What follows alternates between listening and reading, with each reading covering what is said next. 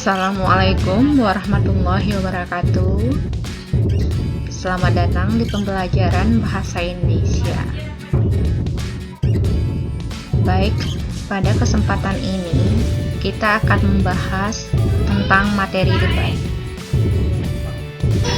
Adapun kompetensi dasar tentang debat tersebut adalah kompetensi dasar 3.13 menganalisis isi debat berupa permasalahan atau isu, sudut pandang dan argumen beberapa pihak dan kesimpulan.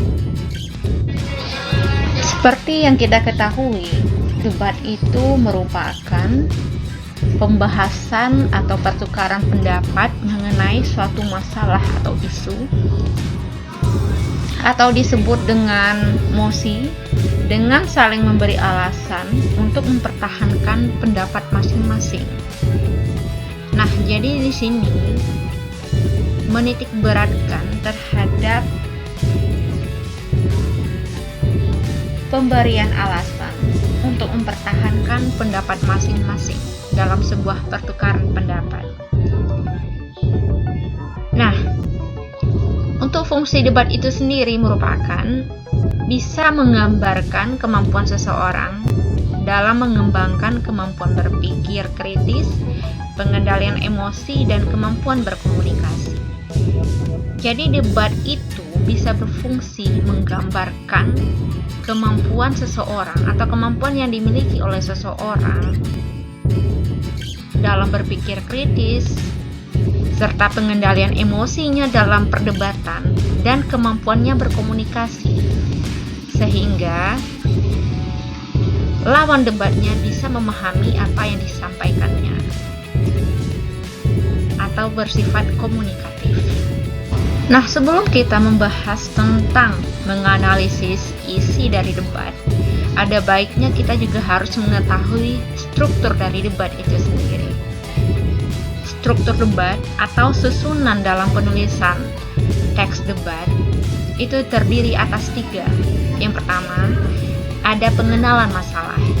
Nah, pengenalan masalah ini seperti teks-teks yang lainnya, seperti teks eksposisi, merupakan pengenalan terhadap masalah yang akan dibahas atau membahas masalah secara umum. Ya, biasanya pengenalan masalah ini berbentuk mosi atau pengenalan terhadap apa yang akan dibicarakan atau tema yang akan dibahas dalam sebuah perdebatan. Nah, pengenalan masalah ini yang harus ada di dalamnya meliputi yang pertama, menyangkut kepentingan banyak pihak. Mengapa harus menyangkut kepentingan banyak pihak? Karena mosi itu yang bisa dijadikan mosi adalah hal yang kontroversial. Maksudnya hal-hal yang bisa diperdebatkan, ada yang setuju dan ada yang tidak setuju terhadap mosi tersebut, dan harus menyangkut kepentingan banyak pihak. Jadi melibatkan banyak pihak dalam pembahasan mosi tersebut. Kemudian yang kedua, sesuatu yang urgen atau penting untuk didiskusikan. Berarti sesuatu yang penting serta aktual ya yang harus didiskusikan. Serta kepentingan dari mosi itu sendiri juga harus menyangkut kepentingan banyak pihak. Jadi kedua ini saling berkaitan. Misalnya tentang penyebaran virus corona yang semakin masif pada saat sekarang ini, itu bisa dijadikan satu mosi. Ya, karena syarat dari mosi itu sendiri adanya kontroversial terhadap mosi tersebut. Kemudian yang kedua, penyampaian argumentasi. Nah, ini inti dari sebuah perdebatan. Adanya penyampaian argumentasi atau penyampaian pendapat yang disertai dengan alasan-alasan yang mendukung, yang logis. Itu merupakan inti dari pelaksanaan sebuah perdebatan. Nah, penyampaian argumentasi ini yang pertama ditinjau dari berbagai sudut pandang. Nah, ditinjau dari berbagai sudut pandang ini maksudnya bisa kita lihat dari berbagai sudut pandang permasalahan. Nah, bisa jadi berbagai sudut pandang yang menyetujui dan yang menolak terhadap mosi tersebut. Nah, kemudian yang kedua, melibatkan pihak yang pro dan kontra. Ini pasti, ya, karena unsur dari debat itu sendiri kan terdiri atas pihak yang pro atau pihak oposisi, pihak yang afirmasi, kemudian yang pihak yang kontra atau pihak oposisi. Tentu dalam penyampaian argumentasi atau inti pelaksanaan dari debat itu sendiri melibatkan kedua tim ini. Ada tim yang menyetujui dari mosi, kemudian dan ada tim yang menolak mosi itu sendiri. Nah, yang ketiga, struktur dari debat atau yang terakhir itu ada penegasan ulang atau hanya pengulangan kembali atau hanya menyimpulkan dari pembahasan mosi dalam sebuah perdebatan. Itu bisa berupa rangkuman, kemudian bisa berupa pendapat pokok dari pihak yang pro dan kontra. Nah, kemudian yang kedua ada ragam bahasa debat. Nah, dalam menyampaikan pendapat dalam sebuah perdebatan, bagaimana cara kita menyampaikannya, itu bisa kita pelajari pada bagian unsur kebahasaan dan atau ragam bahasa debat. Yang pertama, struktur kalimat jelas dan bermakna lugas. Ya, itu penting sekali. Mengapa? Karena dengan struktur kalimat kita yang jelas dan maknanya lugas, orang akan bisa memahami apa yang kita sampaikan. Orang mudah dalam memahami apa kita sampaikan.